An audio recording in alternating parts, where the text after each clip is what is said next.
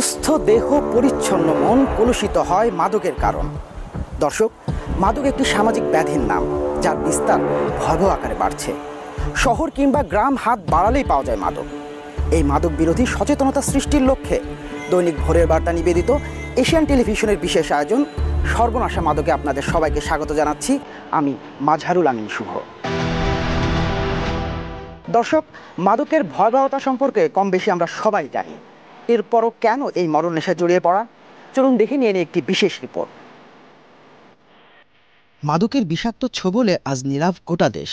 তিলে তিলে ধ্বংস করে দিচ্ছে যুব সমাজ, যার বিষবাষ্প থেকে রক্ষা পাচ্ছে না তরুণ কিশোররাও।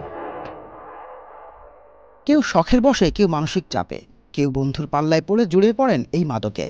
একসময় যা পরিণত হয় প্রয়োজনীয়তায়, এরপর শুধুই অন্ধকারে তলিয়ে যাওয়া। একটা বন্ধুই আমারে ওই ট্যাবলেট জগৎ মাঝে লই যাই, আমাদের একটু ট্যাবলেট কি জগৎ নাম বলো, এটা কি ট্যাবলেট? ওই ওয়াই ওয়াই জগৎ লই যায় আমাদের, ইয়াওয়া জগৎ লই যায় আমাদের গিয়ে একবার হাবাইছে, একবার হাবানোর পর আমি আর ফেলাই পারি না। এরকম ফেলাই না পারি না, আমার ওয়াইফ তো আমার তো আত চলে গেছি। একবার মাদক সেবনে অভ্যস্ত হয়ে পড়লে সেখান থেকে বেরিয়ে আসা জটিল হয়ে পড়ে মাদক সেবীদের জন্য। মাদক না নিলে দেখা দেয় নানান সমস্যা। আমার গা হাবের হাই না পারি, এরকম করি ওরা আমি আমার হাই বলা যাই। তো এত খারাপ জিনিস লোক কি ফেলাই না পারি, একবার দেখা গিয়ে তার তো বারবার হা করি। দিদি প্রতিদিন না হাইলে আমার গা কেউ জায়গায় দিদি ওই হাইলে গা দেখতো না হয় তুমি গা ধরো থাকে, তখন না হাইলে রান্না পারে। তো ভর্তি হাই বললা টেকা ওটা পাইব, নহলে রুড়ো মাছ চুরি ডাহাতি করা করে, চুরি করলে মাছ দিব, ওই ডাহাতি করা করে, ইটা করা করে।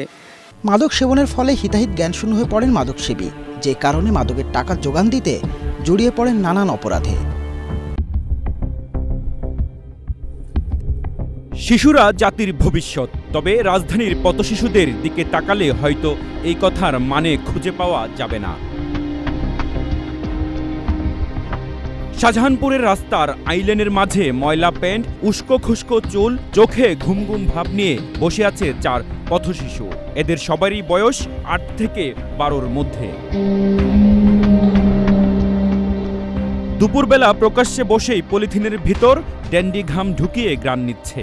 একজন ঘ্রাণ নিয়ে আরেকজনকে দিচ্ছে। কিছুক্ষণ পর ড্যান্ডির নেশায় বোধ হচ্ছে।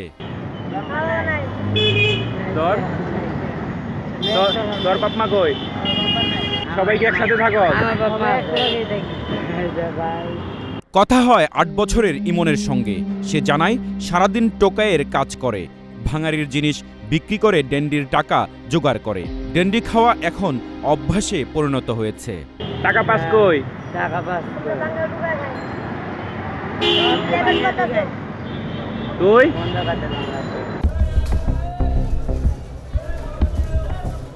রাজধানীর পথশিশুদের একটি অংশ ড্যান্ডি, প্যাথিডিন আসক্ত হওয়ার প্রবণতা দিন দিন বেড়েই চলছে।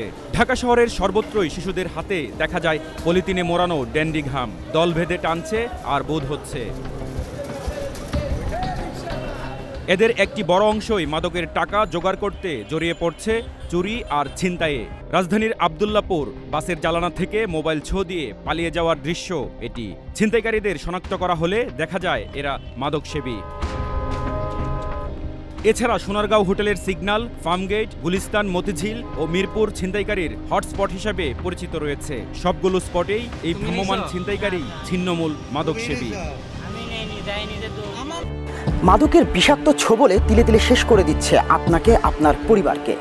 মাদক সেবনে কি কি ক্ষতি হচ্ছে আপনার শরীরে আপনি জানেন কি?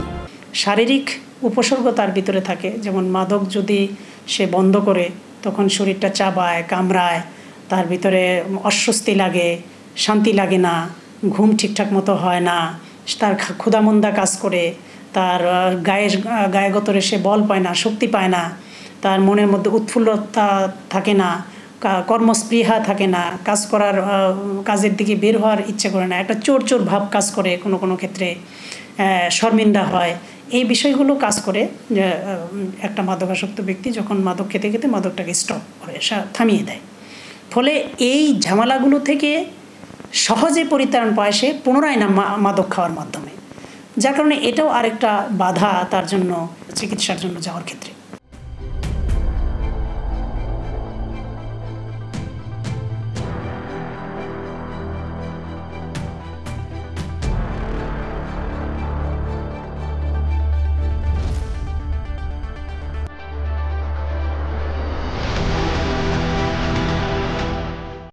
দেশে মাদকের অন্যতম প্রবেশপথ কক্সবাজার। মিয়ানমার থেকে আসা এই মাদক কক্সবাজার হয়ে ছড়িয়ে পড়ছে সারা দেশে।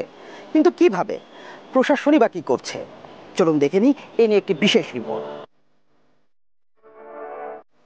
দেশে মাদকের অন্যতম প্রধান রুট এখন মিয়ানমার টু কক্সবাজার।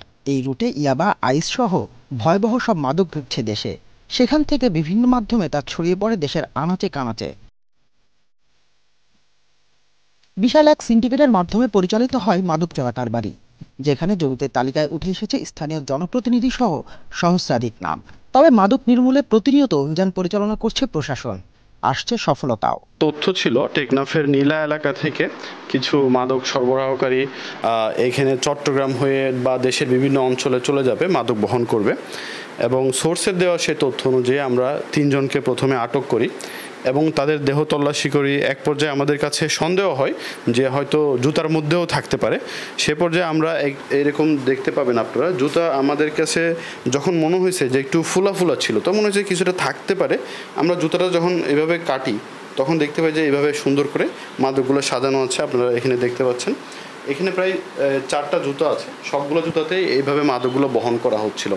এবং এইখানে যে 2 জন আছে, এই 2 জনের বাড়ি হচ্ছে নীলাতেই, টেকনাফের নীলাতে, এবং উনি আসছে উত্তরবঙ্গ থেকে, ওনার বাড়ি হচ্ছে চাঁপাইনবাবগঞ্জ।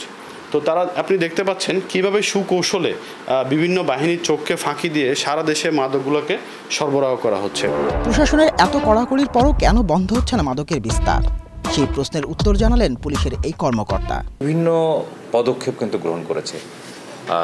সফট অ্যাপ্রোচ হিসাবে তার বিট পুলিশিং এবং কমিউনিটি পুলিশিংয়ের মাধ্যমে এবং এই ফোরামের মাধ্যমে স্থানীয় জনসাধারণ যারা আছে, অর্থাৎ মাস পিপুলকে অ্যাওয়ার করার জন্য উঠান বৈঠক, বিভিন্ন কমিউনিটি পুলিশিংয়ের সভা, এভাবে আমরা স্থানীয় জনগণ যারা আছেন তাদের মাঝে মাদকের কুফল, মাদকের ব্যবসা যারা করে তাদের বিরুদ্ধে সামাজিক আন্দোলন গড়ে তোলা, এই বিষয়ে কিন্তু আমরা প্রচারণা এবং তাদেরকে সচেতন করে যাচ্ছি।